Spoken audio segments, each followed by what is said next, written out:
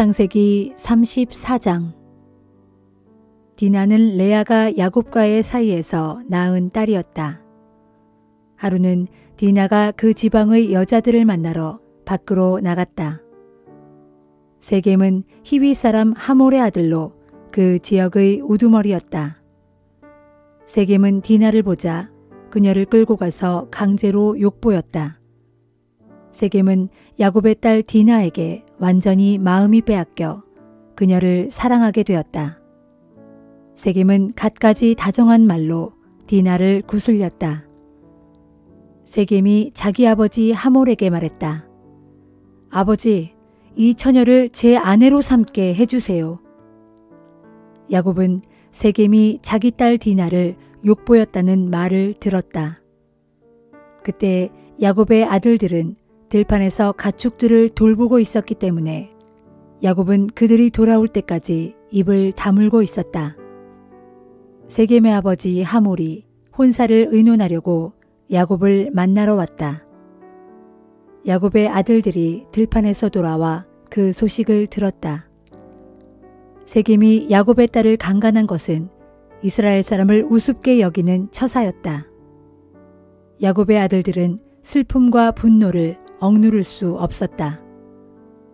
하몰이 야곱에게 말했다. 내 아들 세겜이 당신 따님에게 반하고 말았습니다. 부디 제 아들이 당신 따님에게 장가들게 해주십시오. 우리 서로 통혼하는 것이 어떻겠습니까? 당신 따님들은 우리 며느리로, 우리 딸들은 당신 며느리로 서로 데려가는 겁니다. 우리 함께 어울려 살도록 합시다. 당신 눈앞에 땅이 펼쳐져 있지 않습니까? 그 땅에 살면서 장사도 하시고 재산도 늘려가도록 하십시오. 세겜도 디나의 아버지와 오라버니들에게 간청했다. 저를 너그러이 보아주십시오.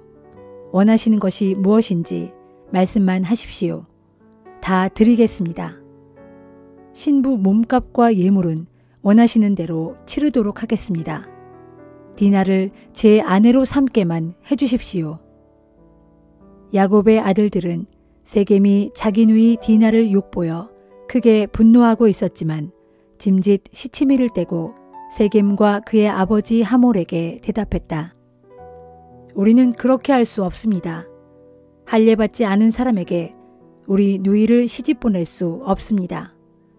그것은 우리에게는 아주 수치스러운 일입니다. 한 가지 조건이 있습니다. 당신네 남자들이 모두 우리처럼 할례를 받는다면 당신들의 제안을 받아들이도록 하겠습니다. 그렇게만 하신다면 우리 딸들을 당신들에게 시집 보내고 당신 딸들을 우리 며느리로 데려오겠소. 우리는 당신들과 함께 어울려 살면서 동족처럼 살 수도 있소. 그러나 당신들이 우리 제안을 거절하여 할례를 받지 않는다면 우리는 우리 누이를 데리고 이곳을 떠나겠습니다. 하몰과 그의 아들 세겜은 야곱의 아들들이 내놓은 제안을 기꺼이 받아들였다. 세겜은 망설이지 않고 즉시 할례를 받았다. 야곱의 딸 디나를 깊이 사랑했기 때문이었다. 그 젊은이는 자기 집안 사람들 중에서도 가장 중요한 위치에 있는 사람이었다. 하몰과 그의 아들 세겜은 자기네들의 성문께로 가서 성읍 사람들에게 말했다. 여러분, 이 사람들은 우리에게 우호적입니다. 그들을 우리 땅에서 살게 하고 장사도 하게 합시다. 우리 땅이 넓으니 그들과 함께 살아도 충분합니다. 저들의 딸들을 우리에게 시집 오게 하고 우리 딸들도 저들에게 시집 보내도록 합시다. 그런데 저들이 우리와 동족처럼 어울려 사는 데는 한 가지 조건이 있소. 저 사람들이 내건 조건은 우리 남자들이 저들처럼 모두 할례를 받아야 한다는 것이오. 그렇게만 한다면 저들이 가지고 있는 가축대와 재산들과 집짐승들이 모두 우리의 것이 되지 않겠소? 그러니 저들이 내건 조건을 우리가 들어주도록 합시다. 그러면 저들이 우리와 어울려 함께 살게 될 것입니다. 성문께로 나온 성읍 사람들 모두가 하몰과 세겜의 제안을 받아들였다. 그래서 그 성읍의 모든 남자들이 할례를 받았다. 사흘이 지났다. 성읍 사람들은 할례를 받은 터라 아직 고통스러워하고 있었다. 야곱의 두 아들, 곧 디나의 오빠 시므온과 레위가 주동이 되어 칼을 들고 성읍으로 쳐들어가 그곳 남자들을 모조리 죽여버렸다. 하몰과 그의 아들 세겜도 칼로 쳐 죽였다. 그리고는 디나를 세겜의 집에서 데리고 나왔다.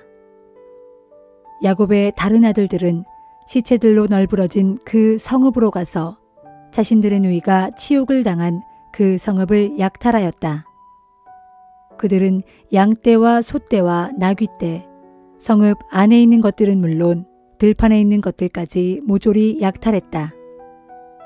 그들은 성읍 사람들의 재산뿐만 아니라 그 성읍의 어린아이들과 부녀자들까지 모두 붙잡아 왔다. 또 집안에 있는 것들도 모두 약탈해 왔다. 그러자 야곱이 시므온과 레위를 나무라며 말했다. 너희들은 큰 걱정거리를 만들었다. 이제는 가나안 사람과 브리스 사람뿐만 아니라 이 땅에 사는 모든 사람들이 나를 증오하여 상종할 수 없는 사람으로 여길 것이다. 우리는 수가 적은데 그들이 합세하여 나를 죽이겠다고 달려들면 나는 꼼짝없이 당할 수밖에 없지 않겠느냐. 우리 온 가족이 몰살당할 수밖에 없지 않겠느냐 말이다. 시므온과 레위가 아버지에게 대들었다. 그러면 아버지는 저놈들이 우리 누이 동생을 창녀 취급해도 좋다는 말씀입니까?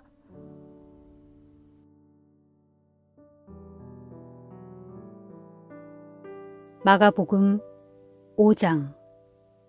예수 일행은 갈릴리 호수 건너 호수 건너편의 거라사 지방으로 갔다. 예수께서 배에서 내리시니 귀신 들린 사람이 예수를 만나려고 무덤 사이에서 나왔다. 이 사람은 무덤에서 살고 있었는데 아무도 그를 묶어둘 수가 없었다. 쇠고랑도 채우고 쇠사슬로 묶어도 보았지만 그는 번번이 그것들을 끊어버렸다. 아무도 그 사람을 제압할 수 없었다. 그는 밤낮으로 산속을 떠돌아다니면서 소리를 질러대고 뾰족한 돌로 자기 몸을 찍어 상처를 내곤 했다. 그가 멀리서 예수를 보고 달려와 예수 앞에 엎드렸다. 그리고는 큰 소리로 말했다. 지극히 높으신 하나님의 아들 예수여, 저를 어떻게 하실 작정입니까? 부탁드립니다. 제발 저를 괴롭히지 마십시오. 그것은 예수께서 그 사람 속에 있는 귀신을 보고 이 악한 귀신아, 그 사람에게서 나오라 하고 이미 명령하셨기 때문이었다. 예수께서 그에게 물으셨다. 내 이름이 무엇이냐? 그러자 귀신이 대답했다. 제 이름은 군대라고 합니다. 우리 수요가 엄청 많기 때문에 붙여진 이름입니다. 그리고는 자기들을 그 지역에서 쫓아내지 말아달라고 예수께 사정했다. 마침 그곳 산기슭에는 노아 기르는 큰 돼지떼가 있었다. 그것을 본 귀신들이 예수께 간청했다. 부디 저희를 저 돼지들에게 들어가도록 허락해 주십시오. 예수께서 허락하시자 악한 귀신들이 그 사람에게서 우르르 몰려나와 돼지들 속으로 들어갔다. 그러자 무려 2,000마리나 되는 돼지떼가 산비탈을 내리달려 호수에 빠져 죽었다. 그러자 돼지떼를 치던 사람들이 크게 놀라 읍내와 마을로 다니면서 이 일을 퍼뜨렸다. 마을 사람들은 무슨 일이 벌어진 것인지 궁금하여 그곳으로 몰려왔다. 그들은 귀신 들렸던 사람이 옷을 갖추어 입고 멀쩡하게 앉아있는 모습을 보고는 크게 놀라지 않을 수 없었다. 처음부터 사태를 지켜본 사람들이 모여든 마을 사람들에게 귀신 들린 사람과 돼지떼에게 일어난 일에 관해 말해주자 마을 사람들은 예수께 자기 지역을 떠나달라고 간청하기 시작했다. 그래서 예수께서 배에 오르시자 귀신 들렸던 사람이 자기도 예수를 따라가겠다고 애원했다. 그러나 예수께서는 허락하지 않으셨다. 안 돼요. 당신은 집으로 돌아가 주께서 당신에게 어떤 기적을 행하셨고 또 어떤 자비를 베풀어 주셨는지 당신의 이웃에게 전하도록 하시오. 그리하여 그 사람은 데가볼리 지역을 두루 돌아다니며 예수께서 자기에게 베푸신 위대한 일을 널리 전파하였다. 그리고 그 이야기를 듣는 사람마다 모두 크게 놀랐다. 예수께서 배를 타고 갈릴리 호수 건너편으로 다시 돌아오시자 큰 무리가 호숫가로 모여들었다. 그때 야이로라 불리는 회당장이 예수께 다가와 그 발 앞에 엎드려 절하면서 자신의 병든 어린 딸을 고쳐달라고 애원했다. 선생님, 제 딸이 다 죽게 되었습니다. 제발 저희 집에 오셔서 제 아이에게 손을 얹어 주십시오. 그러면 그 아이가 살아날 것입니다. 예수께서 그를 따라 나서시자 많은 무리가 함께 예수의 뒤를 따랐다. 그런데 무리 가운데는 12해 동안이나 비정상적인 자궁출혈로 오래 고생하던 혈루병 걸린 여자가 있었다. 그 여자는 많은 의사를 찾아다니며 온갖 치료를 받았으나 돈만 허비하였을 뿐 상태가 오히려 더 심해져 갔다. 그러던 중에 예수에 대한 소문을 듣고 무리 속에 끼어 예수를 계속 따라가다가 마침내 뒤에서 예수의 옷에 손을 갖다 대었다. 그것은 그분의 옷에 손을 갖다 대기만 해도 병이 나을 것이다 라는 믿음이 있었기 때문이었다. 과연 그랬다. 그 여자가 예수의 옷자락에 손을 갖다 대자마자 하혈이 뚝 멈추면서 병이 나은 것을 분명히 느낄 수 있었다. 예수께서 자신에게서 능력이 나간 것을 즉시하시고 돌아서서 물으셨다. 누가 내 옷에 손을 갖다 대었소? 제자들이 예수께 대답했다. 이렇게 많은 사람들이 사방에서 밀치는데 누가 선생님께 손을 갖다 댔는지 어떻게 알 수가 있겠습니까? 하지만 예수께서는 자기 옷에 손을 갖다 댄 사람을 찾으려고 계속 주위를 둘러보셨다. 예수의 옷에 손을 갖다 댄 그 여자는 자기 몸에 무슨 일이 일어났는지를 알고 있었으므로 두려워 떨면서 예수의 발 앞에 엎드려 사실대로 다 말씀드렸다. 그러자 예수께서 그 여자에게 말씀하셨다. 딸이여, 두려워하지 마시오. 당신의 믿음이 당신을 낫게 하였소. 안심하고 가시오. 이제부터는 질병의 고통에서 벗어나 건강하게 살아가시오. 예수께서 미처 말씀을 마치시기도 전에 회당장의 집에서 사람이 뛰어나와 야이로에게 말했다. 회당장님, 따님이 죽었습니다. 이제 선생님을 헛걸음하게 하지 마십시오. 그러나 예수께서는 그 사람의 말에 아랑곳하지 않으시고 회당장 야이로에게 말씀하셨다. 두려워하지 말고 당신은 오직 믿기만 하시오. 예수께서는 베드로와 야고보와 요한 외에는 아무도 따라오지 못하게 하셨다.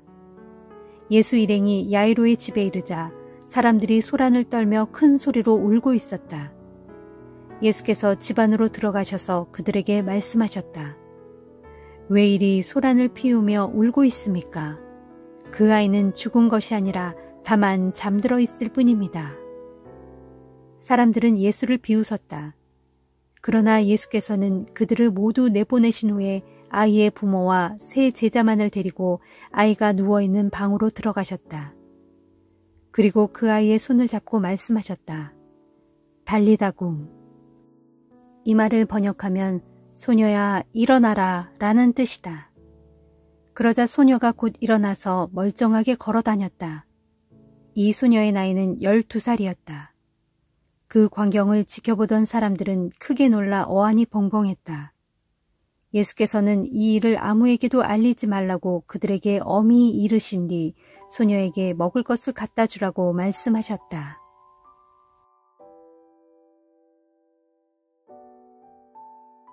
욥기 1장. 우스 땅에 욥이라는 사람이 살고 있었다. 그는 흠잡을 데 없이 정직하고 올곧은 사람으로 항상 하나님을 경외하며 악을 멀리하였다. 욥에게는 딸 3과 아들 7이 있었다. 그는 양 7,000마리, 낙타 3,000마리, 소 500쌍, 암나귀 500마리나 소유하고 있었고 또한 집안에 많은 남녀 종들을 거느리고 있었다. 이처럼 욥은 동방에서 으뜸가는 부자였다. 욥의 7 아들들은 저마다 생일이 되면 자기 집에서 잔치를 베풀고 다른 형제들을 초대했는데 그때마다 세 자매도 함께 불러서 다 같이 먹고 마셨다. 이 같은 잔치가 끝난 다음 날이면 욥은 자녀들을 성결하게 하려고 을에 아침 일찍 일어나서 자녀들의 숫자에 맞추어 일일이 하나님께 번제물을 드렸다. 혹시라도 자녀들이 마음속으로라도 죄를 짓고 하나님을 모독하지는 않았을까 염려해서였다. 욥은 매사에 늘 이런 식이었다. 하루는 하나님의 아들들이 와서 주 앞에 모여 서 있었는데 사탄도 와서 그들과 함께 주 앞에 서 있었다. 그때 주께서 사탄에게 물으셨다. 너는 어디를 갔다 오는 길이냐? 사탄이 주께 대답했다. 땅이 여기저기를 두루 돌아다니다가 오는 길입니다. 주께서 사탄에게 말씀하셨다. 너는 내 종 욥을 주의 깊게 살펴보았느냐? 땅 위에 욥만큼 신실하고 올곧은 사람은 없다. 그는 흠잡을 데 없이 정직하고 올곧으며 항상 하나님을 경외하고 악을 멀리하는 사람이다. 그러자 사탄이 주께 대답했다. 욥이 아무런 까닭도 없이 그처럼 하나님을 잘 경외할 리가 있겠습니까? 주께서 언제나 욥과 그의 집안 사람들은 물론이고 그의 재산도 사방에 울타리를 쳐서 잘 지켜주시지 않았습니까? 또 욥이 하는 일마다 주께서 복을 내려주셨으므로 욥의 가축들이 온 땅에 넘치도록 불어난 것이 아닙니까? 만일 주께서 이제라도 손을 쓰셔서 욥이 가진 것들을 내리쳐 보십시오. 그러면 욥은 틀림없이 주의 면전에서 주를 저주할 것입니다. 주께서 사탄에게 말씀하셨다. 좋다. 그렇다면 욥이 가진 모든 재산을 내 손에 맡겨보겠다. 하지만 욥의 몸에는 손가락 하나 대지 말아라. 그러자 사탄이 주 앞에서 물러갔다. 하루는 욥의 아들들과 딸들이 큰아들의 집에서 잔치를 열고 포도주를 마시고 있었다. 그때 일꾼 한 명이 급히 달려와서 욥에게 말했다. 주인님, 우리는 소를 몰아 쟁기질을 하고 있었고 나귀들은 근처에서 풀을 뜯고 있었습니다. 그런데 스바 사람들이 어디선가 갑자기 들이닥치더니 짐승들을 모두 빼앗아가고 종들을 다 칼로 쳐 죽였습니다. 저만 이렇게 가까스로 도망쳐 왔습니다. 그 일꾼이 말을 미처 끝내기도 전에 다른 일꾼이 허겁지겁 달려와서 욥에게 말했다. 주인님, 하늘에서 갑자기 벼락이 떨어지는 바람에 양떼와 양치기들이 모조리 불에 타 죽었습니다. 이 몸만 간신히 피하여 이렇게 달려왔습니다. 그 일꾼이 말을 미처 끝마치기도 전에 또 다른 일꾼이 급히 달려와서 욥에게 말했다. 주인님, 갈대아 사람들이 어디선가 나타나 떼를 지어 세 무리로 나뉘어 쳐들어오더니 주인님의 낙타들을 모조리 빼앗아가고 종들을 모두 칼로 쳐 죽였습니다. 저만 이렇게 가까스로 살아남아서 주인님께 소식을 알려드리려고 급히 달려온 것입니다. 그 일꾼이 말을 미처 끝마치기도 전에 또 다른 일꾼 하나가 허겁지겁 달려와서 욥에게 말했다. 주인님, 주인님의 아드님들과 따님들이 큰아드님 댁에서 잔치를 열고 포도주를 마시고 있을 때였습니다. 그런데 갑자기 광야에서 강풍이 거세게 불어닥쳐 집에 내 모퉁이를 치는 바람에 집이 와르르 무너져 내려 모두 그 자리에서 죽고 말았습니다. 저만 이렇게 간신히 살아남아서 주인님께 소식을 알려드리려고 급히 달려온 것입니다. 이 모든 말을 들은 욥은 자리에서 벌떡 일어나 자기 겉옷을 찢고 머리털을 밀어버렸다. 그런 뒤 욥은 땅에 엎드려 주께 경배하면서 말했다. 내가 내 어머니의 뱃속에서 벌거벗은 몸으로 나왔으니 또한 갈 때에도 도로 벌거벗은 채로 떠나갈 것입니다. 내게 주시는 분도 주님이시오. 내게서 거두어 가신 분도 주님이시니 오직 이 몸은 주님의 이름을 찬양할 따름입니다. 이처럼 욥은 이 모든 순환을 겪고서도 아무런 죄를 짓지 않았고 또한 어리석게 하나님을 원망하지도 않았다.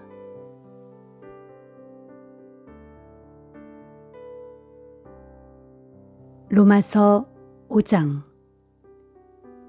그러므로 우리는 믿음으로 하나님께 의롭다고 인정을 받아 우리 주 예수 그리스도를 통해 하나님과 더불어 평화를 누리게 되었습니다. 또한 우리는 예수 그리스도를 믿음으로써 지금 우리가 서 있는 이 은혜의 자리로 나아올 수 있었습니다. 그래서 이제 우리는 하나님의 영광에 참여할 소망을 품고 기뻐하고 있습니다. 그뿐만 아니라 우리는 어려움 가운데서도 기뻐합니다. 왜냐하면 우리가 겪는 어려움이 인내를 낳고 인내는 우리의 성품을 단련시켜주며 그러한 성품은 마침내 소망을 이루는 줄을 우리가 알기 때문입니다. 우리가 품는 소망은 우리를 절대로 낙심시키지 않습니다.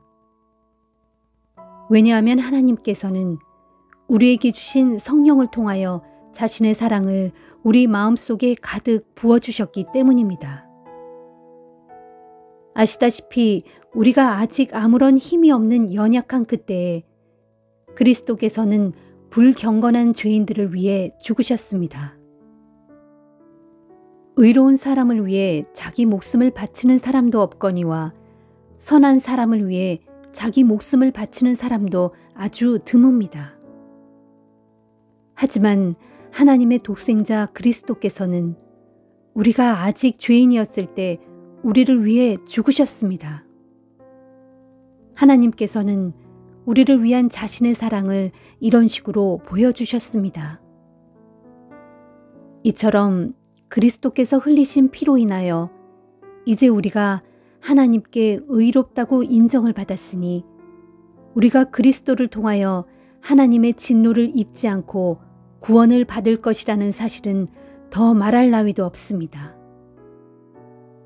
우리가 하나님과 원수되었을 때에도 그 아들의 죽음으로 인하여 하나님과 화해하게 되었으니 이미 화해가 이루어진 지금 우리가 하나님의 영원한 생명으로 인해 구원을 받게 될 것은 확실합니다. 그뿐만 아닙니다. 우리는 또한 우리 주 예수 그리스도로 인하여 하나님 안에서 기뻐합니다. 우리가 하나님과 화해할 수 있게 된 것은 오직 우리 주 예수 그리스도로 말미암았기 때문입니다. 그러므로 한 사람을 통하여 죄가 세상에 들어오고 그 죄를 통하여 죽음이 세상에 들어왔으며 이런 식으로 죽음이 모든 사람들에게 이르게 되었습니다. 그것은 모두가 죄를 지었기 때문입니다. 율법이 주어지기 이전에도 세상에는 여전히 죄가 있었지만 율법이 없을 때에는 죄가 죄로 여겨지지 않았습니다. 그럼에도 불구하고 아담 시대로부터 모세 시대에 이르기까지 아담과 같은 죄를 짓지 않는 사람들도 죽음의 지배를 받았습니다. 즉 그들에게도 죽음이 왕노릇했습니다. 말하자면 인류의 첫사람 아담은 장차 오실 분 곧 그리스도의 모형이었습니다. 하지만 하나님께서 그리스도를 통해 주시는 선물은 아담이 죄를 지었을 때와 같지 않습니다.